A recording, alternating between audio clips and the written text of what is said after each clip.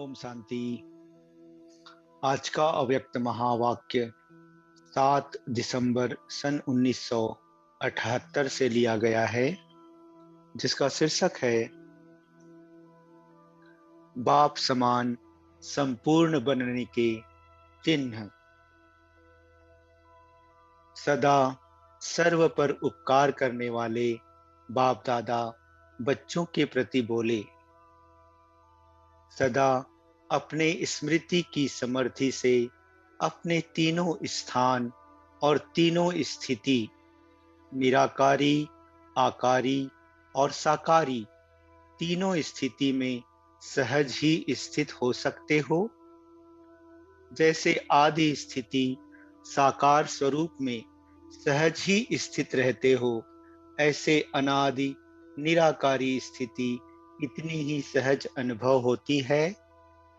अभी अभी अनादि, अभी अभी आदि स्मृति की समर्थि द्वारा दोनों स्थिति में समानता अनुभव हो, ऐसे अनुभव करते हो।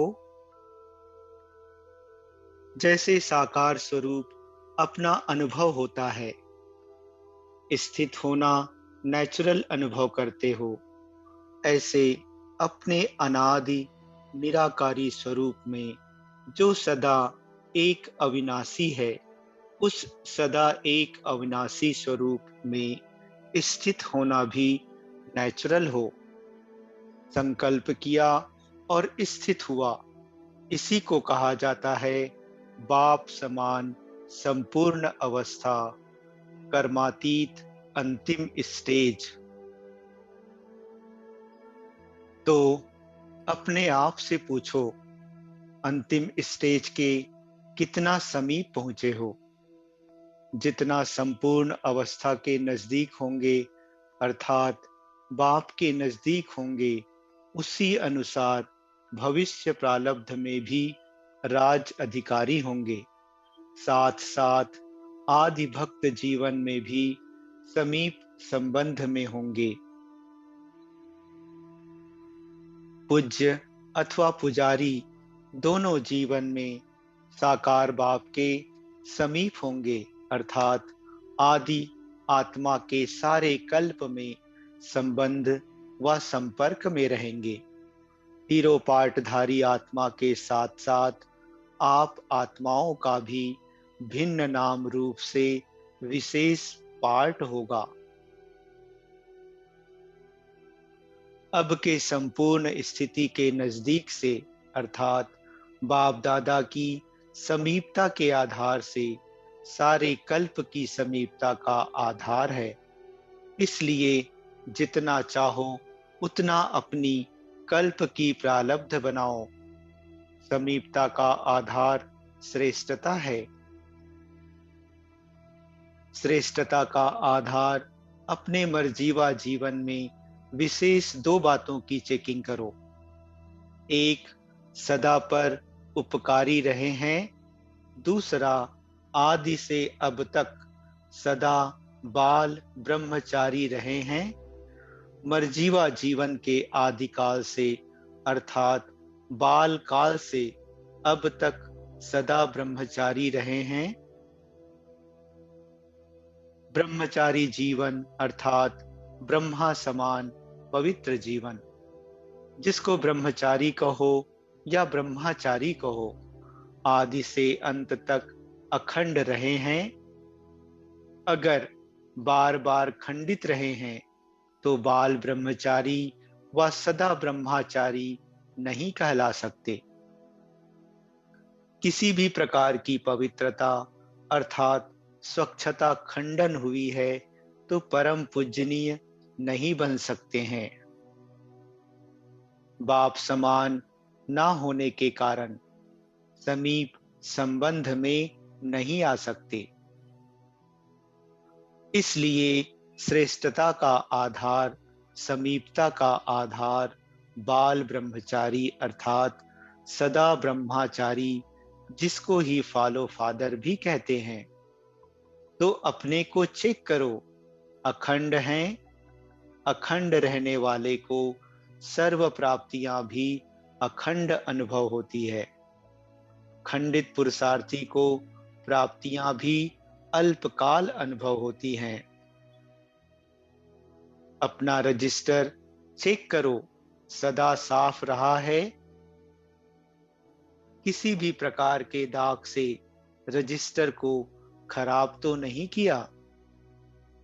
सदा ब्रह्मचारी अर्थात संकल्प में भी किसी प्रकार की अपवित्रता वृत्ति को चंचल नहीं बनाए। पहली हार वृत्ति की चंचलता, फिर दृष्टि और कृति की चंचलता होती है। वृत्ति की चंचलता रजिस्टर को दागी बना देती है, इसलिए वृत्ति से भी सदा ब्रह्मचारी।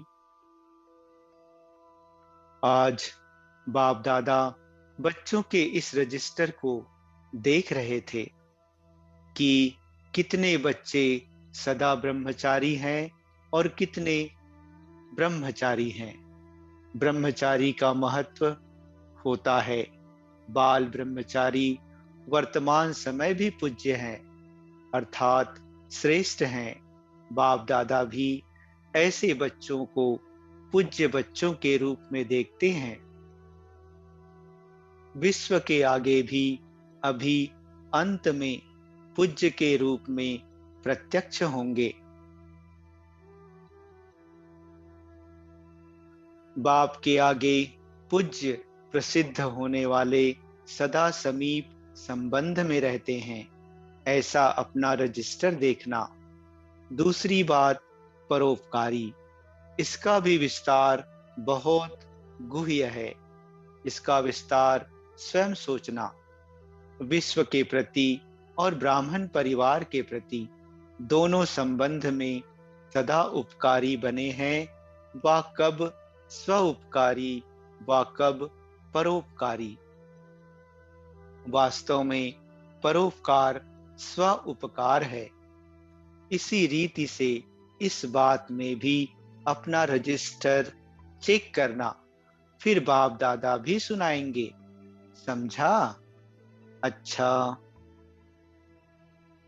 सदा अपने अनादि और आदि स्वरूप में सहज स्थित होने वाले, सदा स्वच्छ और स्पष्ट रहने वाले पूज्य आत्माएं, सारे कल्प में समीप संबंध में आने वाली आत्माएं, सदा ब्रह्मचारी बच्चों को बाप दादा का याद प्यार और नमस्ते।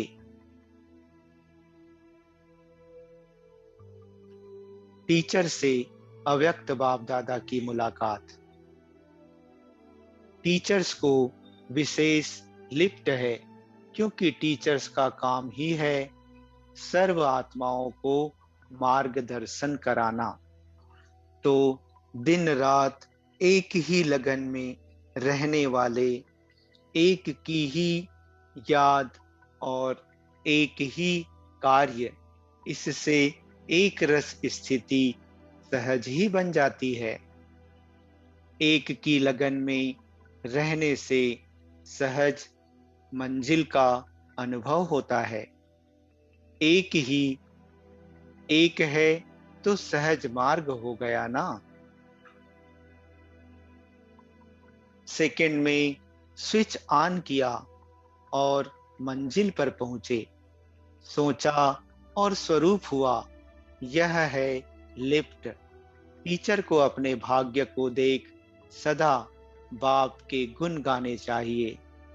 वाह बाबा और वाह ड्रामा, यही गीत सदा चलता रहे। इसी खुशी में चाहे तन का बंधन हो, चाहे मन का हो, लेकिन कुछ नहीं लगेगा। सदा बिजी अर्थात व्यस्त रहने से किसी भी प्रकार से माया का वार नहीं कर सकता। माया की हार होगी, वार नहीं हो सकता।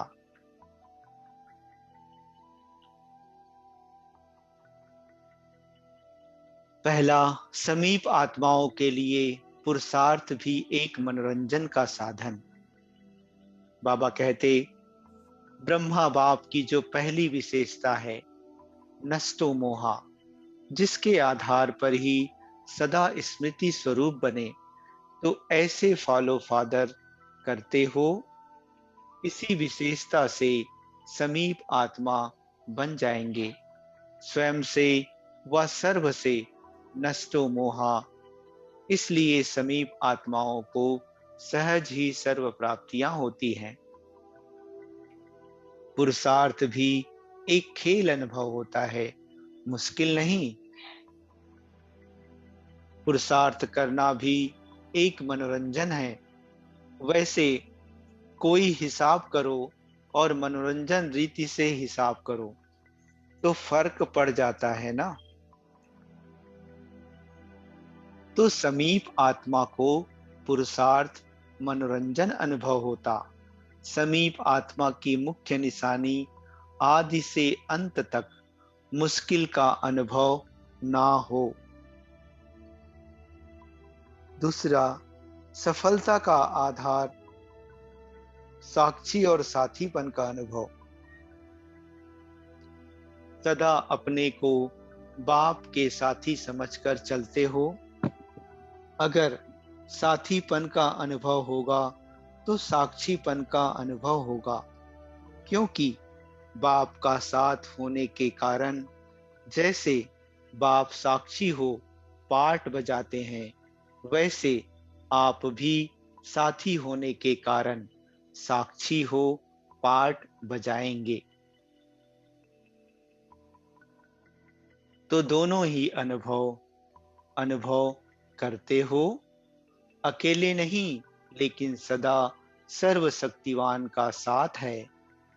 जहां साथ वहां सफलता तो स्वतः ही हुई पड़ी है। वैसे भी भक्ति मार्ग में यही पुकार देते हैं कि थोड़े समय के साथ का अनुभव करा दो, झलक दिखा दो। लेकिन अब क्या हुआ? सर्व संबंध से साथी हो गए। झलक व दर्शन अल्पकाल के लिए होता है, लेकिन संबंध सदा काल का होता है। तो अब बाप के समीप संबंध में आ गए कि अभी तक भी जिज्ञासु हो। जिज्ञासा तब तक होती जब तक प्राप्ति नहीं। अब जिज्ञासु नहीं, अधिकारी हो। हर सेकंड का साथ है। हर सेकंड में संबंध के कारण समीप है।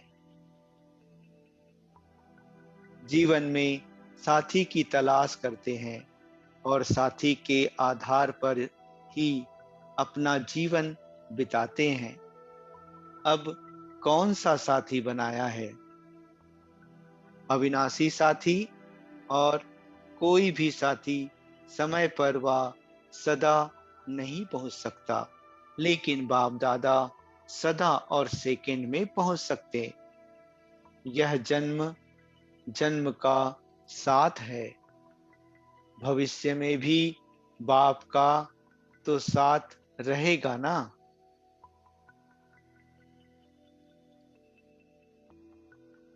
शिव बाबा साक्षी हो जाएंगे और ब्रह्मा बाप साथी हो जाएंगे। अभी दोनों साथी हैं। ऐसे अनुभव करने वाले सदा खुश रहते हैं। जो पाना था वह पा लिया तो खुशी होगी ना। पा लिया है, बाकी है बाप समान स्वयं को बनाना। इसमें नंबरवार हैं। शक्ति सेना को बाप दादा विशेष चढ़ती कला का सहयोग देते हैं, क्योंकि शक्तियों को, माताओं को सबने नीचे गिराया। अब बाप आकर के ऊंचा चढ़ाते हैं। अपने जीवन से, अपने से भी आगे शक्तियों को रखते हैं। तो शक्तियों को विशेष खुशी होनी चाहिए। शक्ति का चेहरा सदा चमकता हुआ दिखाई दे, क्योंकि बाप ने विशेष आगे रखा है। वैसे भी कोई अल्पकाल की प्राप्ति होती है तो वह चमक चेहरे पर दिखाई देती है। यह कितनी प्राप्ति है? माताएं कभी रोती तो नहीं है ना? कभी आंखों में आंसू भरते हैं? अब नैनों में रूहानियत आ गई। जहां रूहानियत होगी वहां पर आंसू नहीं होंगे। पांडव आंखों से रोते हैं, मन से, या पांडव आंखें आंखों से रोते हैं या मन से रोते हैं? जब सुख के सागर के समाने वाले हो तो रोना कहां से आया? रोना अर्थात दुख की निशानी। सुख के सागर में समाये हुए रो कैसे सकते हो? कभी भी दुख की लहर स्वप्न में भी ना आए। स्वप्न भी सुख स्वरूप हो, क्योंकि सुख का सागर अपने समीप संबंध में आ गए तो सदा सुख में, खुशी में रहो, कभी रोना नहीं। सतयुग में आपकी प्रजा रोएगी क्या? तो होवनहार राजा क्यों रोते? शक्तियां तो सैंपल हैं। अगर सैंपल रोने वाला होगा तो और सौदा कैसे करेंगे? इसलिए कभी नहीं रोना। ना आंखों से रोना, ना मन से रोना। समझा? अच्छा। ओम शांति।